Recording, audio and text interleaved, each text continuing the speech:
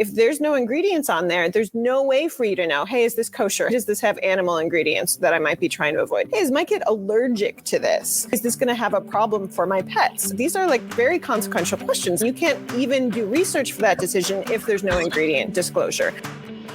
Hello, welcome to People, Planet, Profit, a podcast by EarthUP, where we aim to help businesses and people like you simplify sustainability. EarthUP CEO Stephen Bay will be joined by experts, innovators, and lifelong adventurers to break down some of today's biggest topics affecting the triple bottom line of people, planet, and profits. What does a sick building do to your health? Why should corporations be invested in biodiversity? How can I help create better working conditions and happier employees at my company? We'll cover these questions and so much more in a candid conversation about reshaping work culture into a landscape that prioritizes people and planet without sacrificing profit. Our next episode starts right now. Hey, it's Stephen Bay, CEO of EarthUP. Today we have Kate Jakubas joining us. Kate is the founder and COO of Meliora Cleaning Products, a Chicago-based manufacturer of people and planet-friendly household cleaners. We use Meliora products in our own home, so I'm excited to have you on the show to talk about sustainable cleaning. Thanks. How are you? I'm doing pretty good. It's a pleasure having you on the show, Kate. Can you tell us a little bit about yourself and what got you interested in sustainability? My interest in sustainability has been kind of lifelong. It started just more as what I would call myself as was like a casual environmentalist. I was the sort of person that likes to think, I recycled, so I care about the earth. But as I got further into my studies and further into my jobs, I got more and more interested about the technical components of sustainability, really what sustainability means and what we can do to work towards it. And I know your background is as a chemist, and so now you've launched and grown your own business, which is pretty dang cool. Can you tell us a little bit about the origin story? Yeah, so Meliora started when I was getting my master's degree in environmental engineering. I've been working as an engineer, had that chemistry and material science background. And when I went back to school, it was because I realized I didn't really understand how a lot of these environmental issues worked. I ended up taking a class in wastewater management, and a lot of that is about how do we control different chemicals, how can we transform them, make them more safe, make our water safe to drink, treat our water so everything works out both for people and the planet. So Meliora really got started from that technical background and wanting to apply it to the business world. So rather than just working to fix the problems that existed, to go further upstream and look at what products we use every day and how designing products better could actually reduce the burden on the environment. I know you set out here to really simplify the products and the ingredients in your guys' products. What's the grand vision for you guys? Really, it's changing the industry. It's taking the entire cleaning products industry and shaping it to be better for people and better for planet. For us, that means people are used to reading ingredient lists on cleaning products the same way that people are used to reading ingredient lists on food. Right now, that just doesn't exist. So getting people used to having that same amount of transparency, the same amount of information about their cleaning products as they do about their food. Giving people that do care to make better choices the accessibility to great products, and accessibility meaning that they know they're out there, that they're easy to find, but also that there's an accessible price point. We don't think that this is something that should only be accessible to people with a lot of money. When you look at existing products that are out there, what are you trying to stay away from? We focus in two big areas as a company when we're talking about the products themselves. We focus on the ingredients. So we want safer ingredients. We want to avoid phthalates. We want to avoid synthetic fragrances. We want to basically avoid any ingredient that could be a concern to human health, but also to environmental health. So again, ingredients is one big focus, and the second is packaging. Because in any consumer product, a very significant amount of the environmental impact comes from the packaging. If you think about a granola bar, any sort of food, any sort of product that you buy again and again and again, in order to get that product to the place you use it, in order to get your laundry detergent to your washing machine, there has to be some kind of packaging. So really focusing on reducing the amount and reducing the environmental impact of the packaging for those products. Those are the two areas that we really focus on. And what about the environmental impact of the actual cleaners themselves? I know that there's a lot of conversations about forever chemicals and things like that. Is that another thing that you guys take into consideration? Absolutely. We have the most stringent ingredient screening process in the industry. We work with a third party called MadeSafe. They do an evaluation and a screen for every ingredient that we use, and they check for various things. They check for endocrine disruptors. They check for possible carcinogens, biopersistence, bioaccumulation, these chemicals that we're finding in remote locations of of the earth. Some of these persistent chemicals that we're finding, we definitely want to avoid those. So those are the screening processes that we use for our ingredients. The impact as far as a personal level, what was it, 99% of humans in the United States, you can find PFAS in their body, which are those forever chemicals, which are endocrine disruptors, which create a lot of health concerns. Right. So it's great to see some companies like you, and you were doing this before it was kind of, fashionable to do this. You guys started, what year did you guys start again? 2013. So company's about 8 years old. I really like the fact that you guys are looking at what happens to humans when they use these products too, but also what gets back into the environment, not just packaging, but the chemicals outside of packaging. When we make decisions about what ingredients to use, even the amount of studies that have been done don't take into account how many different products you might use in a day or how many different interactions you might have. So even if we can look at these chemicals in isolation, which sometimes we do, it's very difficult to extrapolate that to then understanding really what does this effect have on your neighbor who's not choosing to use this laundry detergent. Although certainly, we really need and we want to have more research on what these effects are of all these different chemicals. We also want to apply the precautionary principle as often as possible. And if we're uncertain about a reaction and we know, for example, something's biopersistent or bioaccumulative, we definitely want to opt to avoid that unless and until we get better information that it's safe. That makes a lot of sense. Meliora provides all of the information on your guys' logos. If you go to your website, everything's broken down as far as what you guys do, and it's completely transparent. What got you guys confident enough to really start sharing all those ingredients? And then why did you do that? That was really the founding of our company. So in 2013 and to this day, so in the US, there's no entire US-wide requirement to list ingredients on cleaning products. Luckily, there have been a few changes in the state of California. They do have some new disclosure laws for cleaning product ingredients. But it really started with the idea that I wanted to have better products in my home and I wanted to understand what the effect of a cleaning product would be. But you can't even start that project if you don't know what's in your product.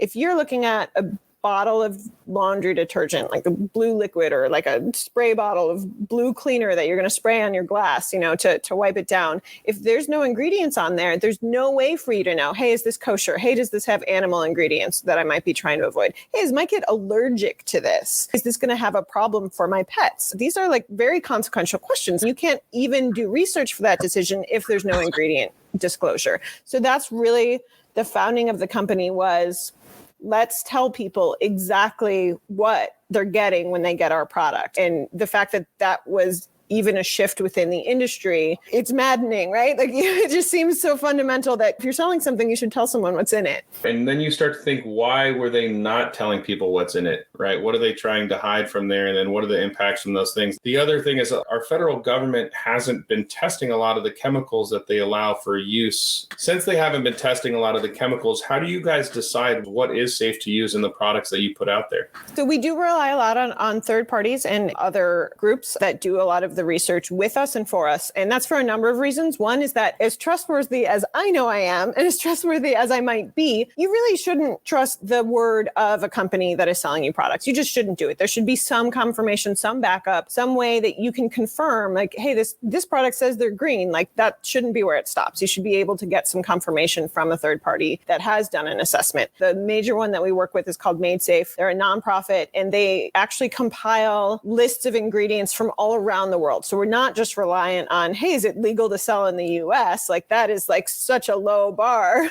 But, are we cross-referencing not just banned list of ingredients, which is already a pretty large list if we look at places like Europe that have a significantly larger list of ingredients that are banned for use, but look at lists of chemicals of concern. So even things that might be legal to use all around the world, but have some evidence of concern through, again, bio issues in the aquatic toxicity, any of these endocrine disrupting type chemicals. Like if there's some concern about it, then we're putting a check on it. We're putting a screen on it. So yeah, we're not just limiting ourselves to what can we do, but it's looking more widely at what should we do. Do you guys work with the Environmental Working Group as well? Yeah, so the Environmental Working Group, they're almost more like a consumer reports style assessment. They will do an assessment of the individual ingredients as well as whole products on their site. They have a few different screening processes that we use. They don't publish all of their screening tools, so sometimes it's a little bit difficult to tell exactly how something got a certain rating. But they're their own organization, so you might not find every product on there. And so it took us a little while, for example, when we first launched to be able to get our products listed on EWG. We were so small small. So we kind of had to like beg them to rate our products because we knew they were so good. But I believe all of our products are now listed on EWG and they all get an A rating. Well, that's awesome. And it is smart to use certifications. You guys can't build the products and do all the testing and do all of that. So it's good to streamline this. And we do the same thing, right? We have a Global Footprint Network, Environmental Working Group are some of our partners too, to really just make sure that the recommendations we make are the correct recommendations. Yeah, terrific. The triple bottom line is the focus of your company. 1% for the planet, something that you guys do. Do you want to talk a little bit about how you've not just built sustainability into the products themselves, but actually the company that you started, founded, and now are growing? Absolutely. Great segue there. In the same way that we want to build a great product, we want to build a great company. To us, that means a number of different things. In the same way that we want to have a third party come in and assess our products and make sure they're doing what we think they should be doing, we have a third party come and assess our business on the whole. So we're B Corp certified, and that is run by a third party. There's an audit process. There's a lot of paperwork involved, and we actually go through an assessment of, I think it's hundreds of different questions, all about how our business is run. Are we paying a living wage to our workers? What's the ratio of CEO to median worker pay? What environmental impact studies and metrics are we using, and are we improving those? What is the governance structure of our business? Is it independently owned, which we are? We're a family-owned company, actually a women-owned and women-operated company. So looking at sort of the influences of who owns the corporation and how it's run. Is there an advisory board? So these are just a couple of small examples about the amount of questions that we go through with a third party to ensure that not only, do we have this product that we're making that is great for the environment, but the entire structure and governance of our business is also run in such a way that it benefits the workers. We consider stakeholder input, not just shareholder input. So we're looking at who else is getting impacted by our business operations. How do we make sure that we're making decisions that are good for everyone around us and not just the owners of the business? Sustainability isn't just about the environment, right? Sustainability is about longevity. So I imagine the reason you're baking these things into the core business that you're doing is so that you have a business that can be around for a long period of time. I think it can be a little uncomfortable to think about the triple bottom line because we say triple bottom line, people, planet, profit. And we like to think of it, but ultimately people are a little uncomfortable. A lot of times, there's this traditional view that, you can think about profit, but then you also think about people and planet. And it's hard to marry those things, but really coming together and like really appreciating what the triple bottom line does is that it is a business. And we say like there is no mission without profit. There is no purpose without profit. We're a for-profit business. And if we are going to donate thousands of dollars to environmental nonprofits every year, which we do, like we have to be a healthy business to do that. And to meet our 1% for the planet commitment, we actually have a 2% commitment, but we have to have a really healthy business to just literally shave 2% of our revenues off the top and donate it. So we have to run our business in a really healthy way from the business perspective, but we also consider people and planet together. So I think it's really hard to kind of consider all of those things together at once. And it's a little bit easier to separate them and think like, oh, like money bad and like planet good. But like ultimately, unless everything works together, like you're not going to be able to serve that mission and make better products. That makes a lot of sense. And I would like to jump back into the products themselves a little bit too here. Why, outside of just transparency and wanting to know what's inside the products, I know that there's a lot of health effects from chemicals. I know there's the scary articles that we all read that say polar bears have these forever chemicals that, we're not going to have any ability to reproduce by 2045 because a lot of these chemicals. Was there specific health concerns that you were worried about? And is that another reason for you going out there and really simplifying the ingredients? I really came at it from an environmental perspective, but very, very quickly, like within the first few months of the company, we realized how strongly people and planet are connected. A lot of these ingredients that are harmful to wildlife and fish populations and in the entire ecosystem, like we are, of course, as humans, a part of that ecosystem. A lot of people that have businesses like mine, Sustainable Business, do come at it from like a personal story. They had some health issue they were overcoming or some reproductive health problems and that they were kind of curing. That's just not how Meliora got founded. We really came at it from the other angle, from the planet. But it's interesting to see how much overlap there really is, that even though we might be coming from a slightly different angle, we end up in the same place. We're really still concerned about the same ingredients. We're still concerned about making product in a way that has as low an impact as possible on the entire ecosystem, which includes both humans and the other animals around us. When I first started working in sustainability, I was really focused on people, but also energy efficiency, the grid, renewable energy. And once I dove into it to really understand how everything, just like everything in nature, everything's interconnected. It's for every dollar in energy efficiency, you're actually saving 86 cents in healthcare costs. Nice. Right? Yeah. Because of the coal Smog burning. yeah. And so just how intertwined all of this is just really eye-opening. So you might have started doing this to simplify products, but you're also saving a lot of people with health concerns. And part of the reason that we use that in our house is we have 2 young children, and we don't want them to have any exposure to VOCs. We off-gas our appliances and things like that. Anytime you jump into something, everything just kind of opens up. You start to see things a little bit more clear. We don't always mean it to be as a bummer, right? Like it can easily slide into this, like, oh, these terrible things you're doing. But that's what Meliora was founded for, was like to dig into those details and to hopefully make a product that you can be delighted to use, that works well to get your stains out, that you can finally take a deep breath, like literally in some cases saying, hey, this product isn't going to be harmful. I don't have to keep worrying about, doing the wrong thing by buying products that are harmful. Which leads me to my next question. You talked about how you want to make the products accessible when it comes financially for everybody. You talked about reducing packaging. What about when it comes to cleaning? Right? How good are these products? How do they compare against other people? Whenever we talk about this triple bottom line, or we're talking about sustainable products, ultimately, if your product doesn't work, it is not sustainable.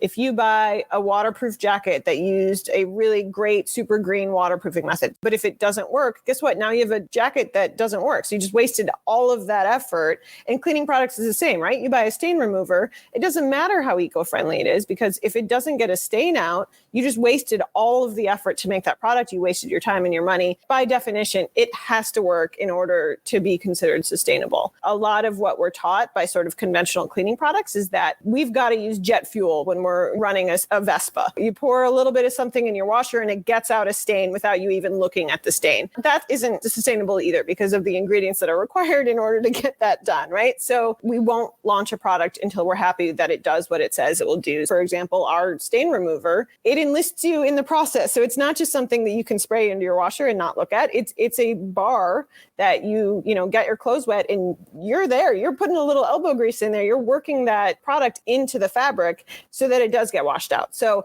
the product works really well. And part of that is because it's designed that way. Again, it's not designed to be like jet fuel. It's designed to be gentle, but then targeted when you need it to be. Meliora, you'll look at our website. Like, we don't offer right now a product that is designed to go in your automatic dishwasher. And it's not because nobody's ever asked. Everybody asks for that. It's our number one customer request. But the problem is we have not so far been able to find a product that works to remove your dishes, because if you open your dishwasher and there's still dirty dishes in there, again, you just wasted all the product you put in there and now you're mad because your dishes aren't clean, and has the ingredients that we can be proud of. We haven't cracked the code on every single cleaning type all around the house. So again, that's why you don't currently see an auto dish for us, but you do see a number of other products, but all-purpose cleaner for any hard surface in your house. I mentioned our stain remover already. People write in and they're shocked at how well it works. It's an interesting, sort of praise where somebody's like, I really didn't think this was going to work. And it did. And, it's very heartwarming to hear that after people trying a lot of green products that they're really hesitant about, or that, they don't feel like it works, that they come and they find something that really does meet all of those criteria, that it's gentler on them, it's gentler on their homes, but it also does work. Pouring jet fuel on your clothes before you wash it probably makes the life a little shorter on those clothes. Yes, exactly. What to you, Kate, makes a truly sustainable product? Are you guys looking at end of life? Are you looking at where you source a lot of these ingredients from? Are they sourced locally? The big things that we focus on are the ingredients and the packaging. The ingredients, we're looking at the lowest end of life impact. So once it washes down the drain, we want it to have the lowest impact. We are not focusing so much on the upstream impact. So for example, we use a lot of coconut oil because it makes the best type of soap. We're here in Illinois and there's a lot of canola and soy oil. If I made soap out of that, it wouldn't clean as well. So I would say, one area that we're really focusing on the use and the afterlife. And then, one thing that we will be tackling as we can and as we grow is like looking further upstream at the supply chain. There are some areas in supply chain we're doing great. We source our sunflower locally that we use in a number of our products. We use a lot of minerals like baking soda and washing soda. Those are all sourced from the US. And we want to be responsible about which suppliers that we use, but there's still things that we can do to improve, for example, the overall climate impact of all the agricultural growth and the entirety of our supply chain going all the way back. And Is all the packaging you use recyclable? Yes. So we are completely free of single-use plastic in an entire product line. If you order something from our website, you'll get a box and it's got paper tape and there's paper inside the box. So you're not going to get any plastic that's a single use that you just throw away. We have only a couple of reusable pieces of plastic. For example, the trigger sprayer that's in our all-purpose cleaner that actually sprays out the material. We want to target those things and eliminate them. But from the beginning, we started with a mostly plastic-free lineup, and we've systematically eliminated almost every source of plastic in our entire product line. Is there a big difference between home cleaning supplies and commercial cleaning supplies? Fundamentally, the products can be very similar. A lot of what it comes down to is just marketing in terms of how products are packaged and who they're packaged and marketed to. Concentrates actually got their first foothold in the commercial industry, because you can imagine you can buy a gallon of cleaning concentrate that lasts you a year versus a gallon of cleaner itself. Sometimes commercial space will actually kind of be forward-looking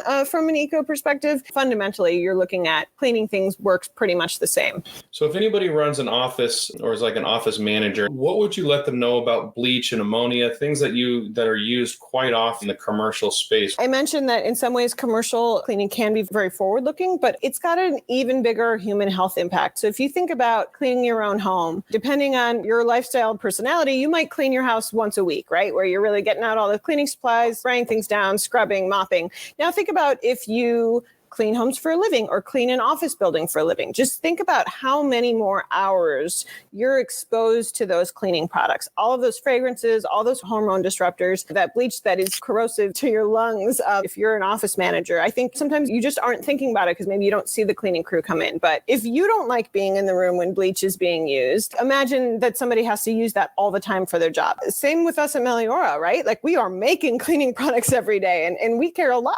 I'm sitting in our factory right now. I care about myself. I care about my employees. So we want ingredients that aren't going to knock our employees out or cause any issues down the line. So we want those safe ingredients, not just because we think they should be used in homes, but because we think they're the safest products to make. If I'm an employee going into the office, are there ways I can tell if the harmful chemicals are being used to clean the building? Sure. Scent is a really strong indicator. I know a lot of people have very strong ties about what smells clean to them. A lot of us are used to like, oh, this lemony scent means clean. But I think once you sort of back off from synthetic fragrances, when you walk into a place that uses cleaners like that, it hits you and you can feel it. Like you can really tell. I walk into a restaurant, I'm like, oh, it smells like mold and lemon pledge in here. Like it's not always as easy to tell. Obviously bleach has a characteristic smell as well. So, you shouldn't be uncomfortable breathing or coming in right when somebody's cleaning. If something is clean, it shouldn't smell like anything is very tricky for people. So they want like an indicator that like, hey, it's done. It's clean. It smells like Fabuloso. Like that's not it. We want it to smell like nothing. So that's one thing. And then just, asking. Some buildings are getting better and some offices are getting better about being transparent about those things. And some of the building code, like LEED and the green building certifications do have components about green cleaning. Yeah, we're working with a number of companies and big buildings now that are starting to put air quality sensors in. And I think Awesome. Once they start to see when VOC levels go up, I think that you not only got ahead of this when it comes to consumers, but I think you're going to see office spaces really starting to move in that same direction. Is there any specific cleaners that you say, these are the ones, if you stop using 2 cleaners, stop using these 2 first, and then you can start thinking about other cleaners, but the first 2 that you would knock off? Yeah, honestly, bleach is on there. I think a lot of people use it as a go-to. If you are not a hospital environment, you don't need to use bleach. That's not something that's necessary. There's a lot of good alternatives. I would extend that to a lot of antibacterial products. Any use of those products requires you to do a cleaning step first. I think that there's a misconception that you can just like spray Lysol on a filthy tabletop and it kills whatever germs on there. But it's not. You have to clean first. You have to remove that dirt in order for that antimicrobial effect to be effective. But the truth is that just removing the dirt also removes the germs. So, of course, everyone wants to be cautious in following the regulatory guidelines. But if you're just cleaning to clean, you generally don't need those. And if we're looking at things like quaternary compounds and some of the other active antimicrobials, they can cause more harm than good. Cleaning itself really does a lot to do what we're trying to do, which is reduce the exposure to germs and reduce the transmission of disease. Yeah, bleach. I opened a deli a while back, a decade or 2 ago now, but we always had a bucket of water with some bleach in there, and we dip our hands in there, and the workers you have, or it's their first job, they're not measuring the bleach, right? They're just pouring bleach into a bucket. And then the health inspectors come and make sure you have a bucket of bleach sitting there too, so it's going to be good to start to see the regulations aren't going to be pushing people to be sticking their hands in those types of chemicals, and also breathing them in. I mean, you go to delis now and you're like, oh, they just wiped this table with bleach. You're like, I don't really want to eat a chicken sandwich right now that it smells like bleach. Yeah, it's not appealing, right? Yeah, so that bleach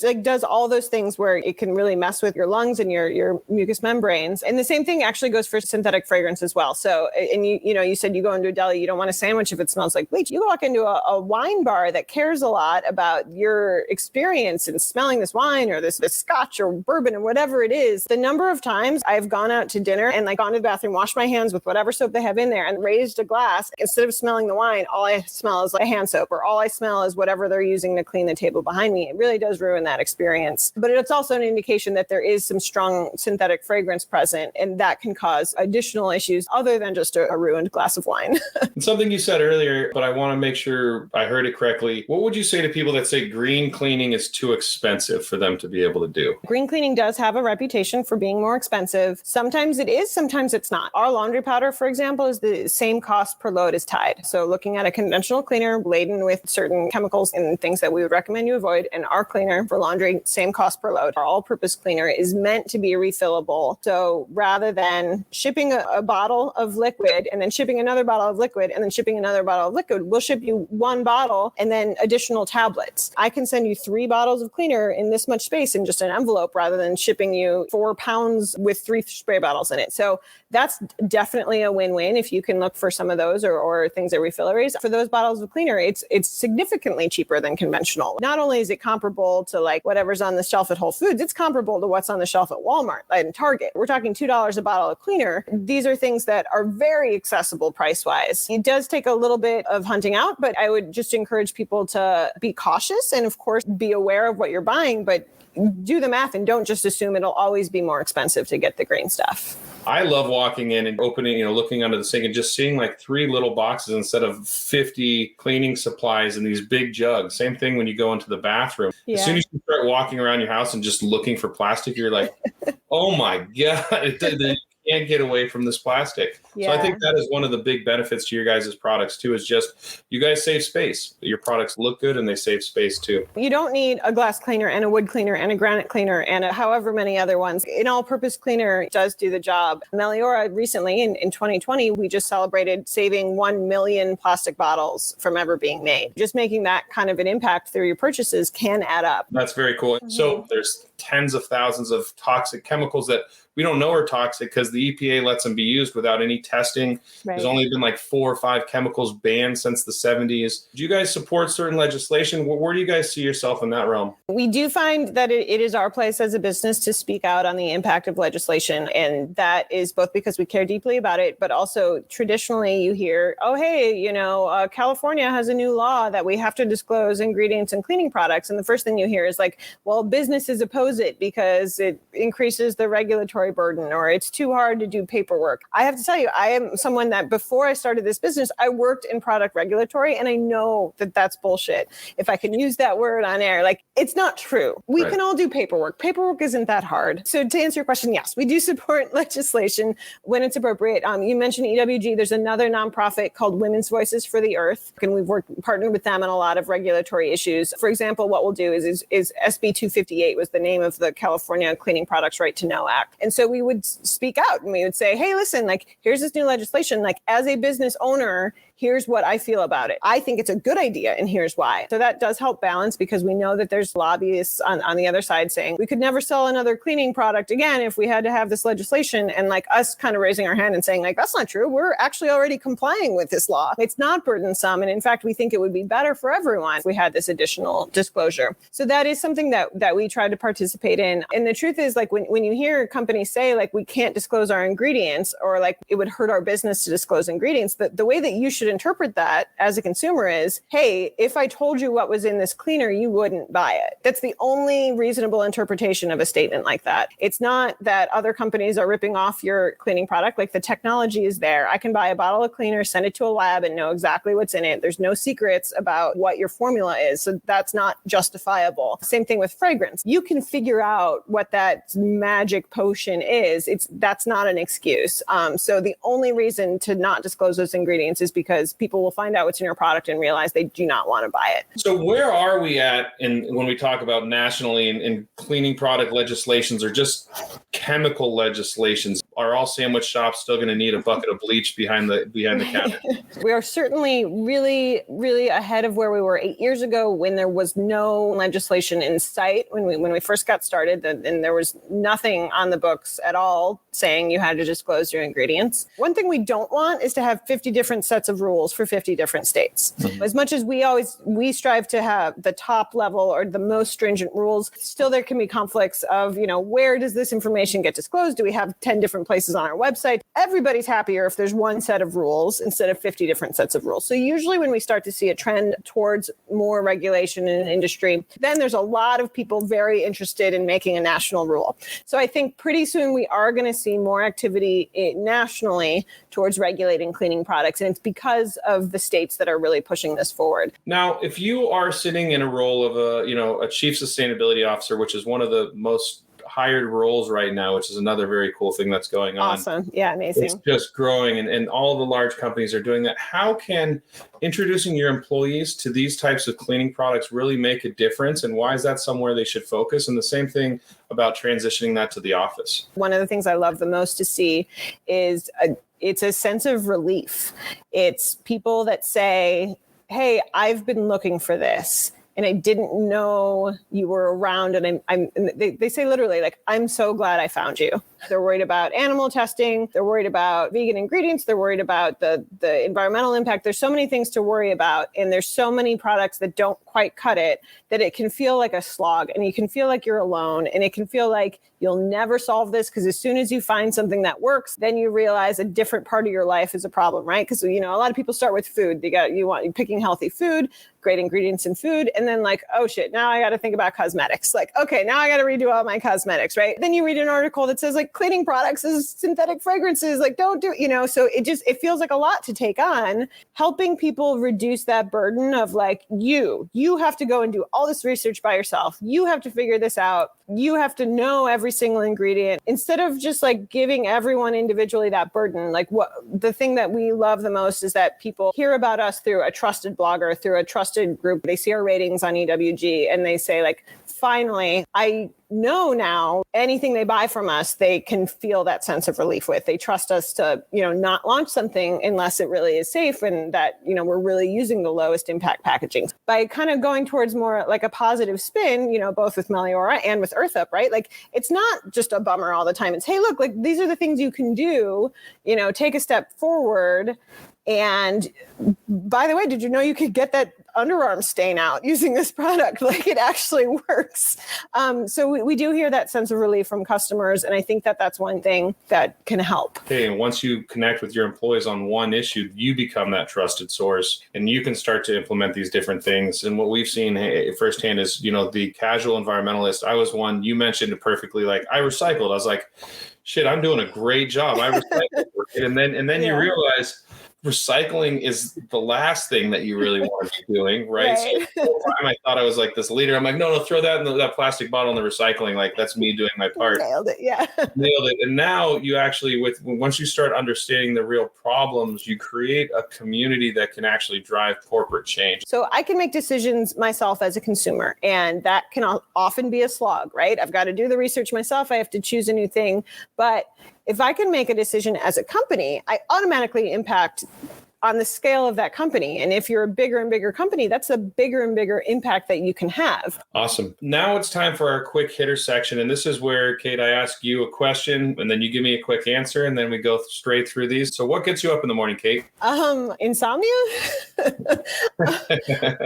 I mean, you read the news and there's a bunch of bummer stuff in the news, but my answer to almost everything is like, I can fix things at Meliora. And we've built the business in such a way that as the business grows, knows we solve environmental and social problems. So knowing that no matter what the terrible news story is, like my answer to it is go and grow Meliora, go and get some more great products out there. That gets me up in the morning. What's your breakfast beverage? Earl Grey. I'm a tea drinker. Are there any books you'd recommend on sustainability in general or a specific topic? Yes. There's a book called Donut Economics. It's by Kate Raworth. Amazing book that talks about really the economic side of things and a definition of sustainability that accounts for the economy, that accounts for people. I used it to teach a course on sustainable entrepreneurship. Very cool. And what is one thing you recommend people do in their daily routine that they would be surprised to hear is actually very eco-friendly? Composting. I think a lot of people think about composting as just keeping waste out of the landfill, but it's way more than that, because if you put food scraps in a landfill, it digests anaerobically into methane, which is a super potent greenhouse gas. So it's not just that you're keeping things out of the landfill. It's not just that you'll get compost that you could put in your garden later. It's that you're saving a giant amount of climate change emissions by keeping that out of the landfill. Is there any new technology that's coming out that you're excited about? I'm pretty old school when it comes to technology itself, but I love seeing some of the new products that are getting launched that are solving, especially the plastic problem, but the ingredients problem as well. Like the unpaste tooth tablets, right? It's just amazing to me that you just solved that whole problem of toothpaste tubes and you never have to go back again. It's really lovely. There's a lot of them too, so it's exciting times. Yeah. Truly, Kate, thank you. We're really excited to support your mission. Thanks for being on the podcast. Thanks so much for having me. It was really nice to chat. And that's our episode. If you'd like more info about what Kate is doing at Meliora, visit meliorameansbetter.com. EarthUP's new platform that simplifies sustainability for companies and communities is now live. To jump into the platform and start making change at home and work, go to app.earthup.eco. Become an early adopter and help us create an easier, more effective, and more fun platform for our community. Thank you so much for listening in and for your support. If you like our show, hit that subscribe button, tell a friend, and rate and review us wherever you get your podcasts. Your support helps us reach a wider audience, so thank you. To learn more about EarthUP and our journey to simplifying sustainability, visit earthup.eco and follow EarthUp on LinkedIn.